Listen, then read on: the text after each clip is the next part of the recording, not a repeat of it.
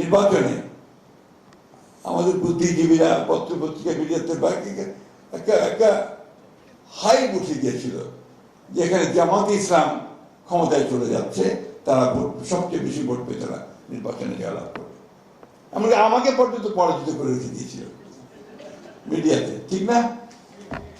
অথচ দেখেন মানুষ কিন্তু ভুল করলো না, মানুষকে ঠিকই তাদেরকে বাদ দিয়ে দিল, দিয়ে বিএনপিকে বেছে দিল। কেন? কারণ বিএনপি প্রতিনিধিত্ব করে একটা উদার গণতান্ত্রিক রাজনীতি। আমি সবসময় যে কথা বলি, জোর দিয়ে বলি, যে BNP is a party of liberal democracy. আমরা উদার গণতন্ত্রে বিশ্বাস করি, সেই উদার গণতন্ত্রকে আমরা প্রতিষ্ঠিত করতে চাই। আমরা এখানে অন্য কোনো বিভাজন সৃষ্টি করতে চাই না। বাংলাদেশ যে কারণে সৃষ্টি হয়েছে, সে কারণেই আমরা আরো জোর দিয়ে আমরা সেই দেশকে প্রতিষ্ঠিত করতে চাই। সে কারণে আমার নেতা, আমাদের প্রধানমন্ত্রী তারেক রহমান সাহেব যে স্লোগানটা দিয়েছেন, সবার আগে বাংলাদেশ, এটার মধ্যে কোনো আপনার কোনো ঝামেলা নেই।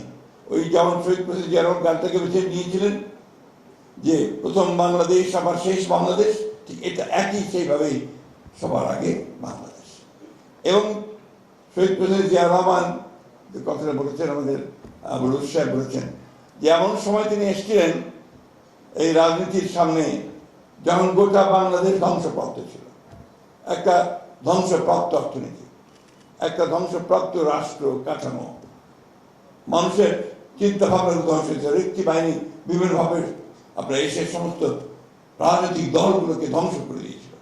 সেইখানে জিয়া রহমান সাহেব এসে সেটাকে আবার সেই ধ্বংসের মধ্যে নতুন করে কোনো বিভক্তি করে নয়, সমস্ত রাজনৈতিক চিন্তাগুলো একভাবে চিন্তা করতে দলগুলোকে নিয়ে তিনি প্রথমে ফ্রন্ট করেছেন, তারপরে জাগদল করেছেন, ফ্রন্ট করেছেন, তারপরে বিএনপি করেছেন। মূল বিষয় ছিল সবাইকে নিয়ে করা, রিকনসিলিয়েশন করা, সবাইকে সামনের দিকে এগিয়ে যাওয়ার চেষ্টা করা। এবং আমার কাছে মনে হয় যে জিয়া রহমানের রাজনীতির এইটাই সবচেয়ে বৈশিষ্ট্য ছিল, যেটা আমাদের সভাপতি বলেছেন, অত্যন্ত সুন্দরভাবে বলেছেন, যে তিনি বাংলাদেশকে কারো শত্রু বানাতে চাননি। তিনি সবার সঙ্গে মিত্রতা সৃষ্টি করার চেষ্টা করেছেন এবং বেশিরভাগ ক্ষেত্রে সফল হয়েছেন এবং সেই সফলতা নিয়ে তিনি সামনের দিকে এগিয়ে গেছেন। শহীদ প্রেসিডেন্ট জিয়া রহমান এত জনপ্রিয় কেন ছিলেন, যে কথা এখানে বলেছেন আমাদের বলুর সাহেব তার বক্তব্য বলেছেন, যে মূল বিষয়টা ছিল যে বাংলাদেশ যেভাবে দেখতে চায় বাংলাদেশকে মানুষ, বাংলাদেশকে যে সমস্ত প্রভাবের বাইরে, আধিপত্যের বাইরে আমরা আমাদের নিজেদের পায়ে নিজেরা দাঁড়াবো, সেই বিষয়টা দেখতে চায় বাংলাদেশের মানুষ।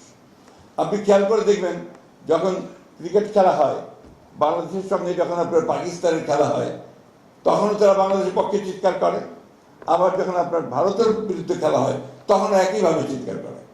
অর্থাৎ এই দুটো বলয়ের মধ্যে কোনোটাতে আমরা ওইভাবে যেতে চাই না, কারো কাছেই যেতে চাই না।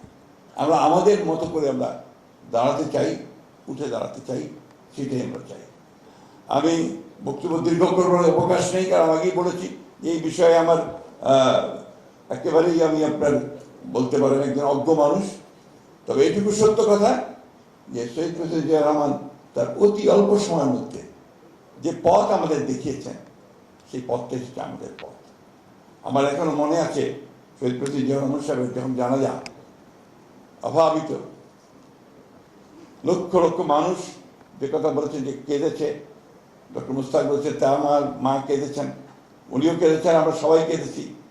সেই কান্নার মধ্যে যখন জানাজার নামাজের পরে লালবাগের হুজুর উনি যখন আপনার দোয়া করছিলেন, তো দোয়া করতে সবশেষে যে কথাটা বললেন দোয়া করতে গিয়ে, আল্লাহ বাংলাদেশকে হেফাজত করো, তখন বাংলাদেশের মানুষ ওই জানাজার মানুষ আরেকবার ডুকরে কেঁদে উঠেছিল। এই জন্যে জিয়া রহমান বাংলাদেশের স্বাধীনতার সার্বভৌমত্ব তার অস্তিত্ব একাকার হয়ে গিয়েছিল, আতঙ্কিত হয়েছিল যে জিয়া রহমানের পরে সেটা থাকবে কিনা। আল্লাহর অশেষ রহমত, আমি বলবো বাংলাদেশের মানুষ কখনো সেখান থেকে সরে যায়নি, তারা বাংলাদেশকে হেফাজত করার জন্য সব সময় উঠে দাঁড়িয়েছে। যেমন জুলাইয়ে 24-এ আবার উঠে দাঁড়িয়েছে এবং বাংলাদেশকে আবার নতুন করে একটা শুরু করবার সুযোগ সৃষ্টি করে দিয়েছে। আজকে অত্যন্ত আশার কথা যে আমাদের মাননীয় প্রধানমন্ত্রী তিনি তার বিভিন্ন যে কর্মসূচিগুলো ঘোষণা করছেন, যে বক্তব্যগুলো রাখছেন, যে কাজগুলো করছেন, তার মধ্য দিয়ে আমরা সেই জিয়া রহমানের প্রতিচ্ছবিকে দেখতে পাই। আমরা বিশ্বাস করি যে তারেক রহমান সাহেব তার নেতৃত্বে বাংলাদেশকে সেদিকে এগিয়ে নিয়ে যেতে সক্ষম হবেন। আপনাদের আবারও ধন্যবাদ জানাচ্ছি আমাকে এখানে আমন্ত্রণ জানার জন্য। আপনাদের সকলকে ধন্যবাদ।